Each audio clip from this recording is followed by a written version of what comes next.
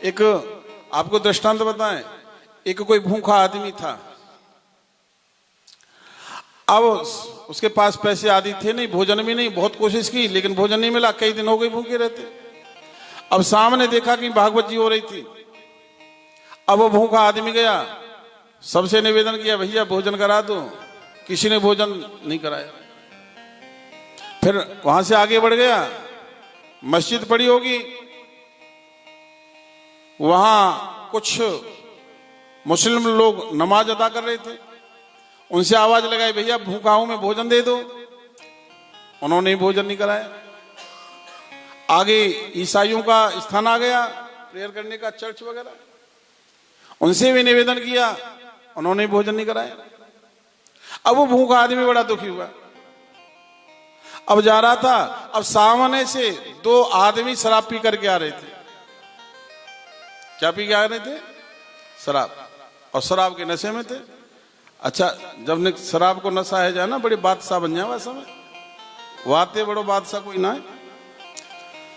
अब उसने सोचा इन शराबियों से कहकर के देख लूं, यही भोजन करा दे।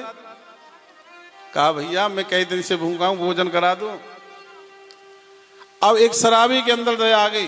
दूसरे शराबी भाई से कहा, अरे हमने इतने इतने रुपए की शराब पी ली, एक काम कर 100 रुपए तू दे दे, 100 रुपए मैं दे देता हूं, भोजन कर लेगा।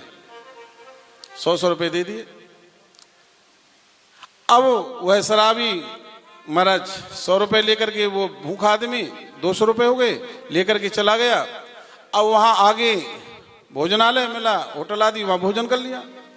भोजन भी कर लिया और पैसे भी बच गए, जेब में डाल लिए। बड़ा प्रसन्न हुआ। फिर भगवान के मंदिर में आया और फिर भगवान से शिकायत करने लगा, वाह प्रभु, एड्रेस कहां का देते हो और मिलते कहां हो? एड्रेस गलत दे देते हो प्रभु। एड्रेस दे रखा है मंदिर का, एड्रेस देख रखा है भागवत जी का, एड्रेस दे रखा है चर्च का, और मिलते हो शराबी के अंदर। तो भाई भगवान जरूरी ना है कि मंदिर में मिल जाए, कहीं भी और किसी के भी अंदर भगवान मिल सकते हैं। इसीलिए किसी की निंदा, किसी का अपमान, कोई कितना भी अपराध कर देना, यहाँ हाथ जोड़ करके निवेदन करके उसको विदा करो। ये ना कि देख लेंगे तो भले आदमी, मारेंगे तो, ऐसे नहीं कहना चाहिए।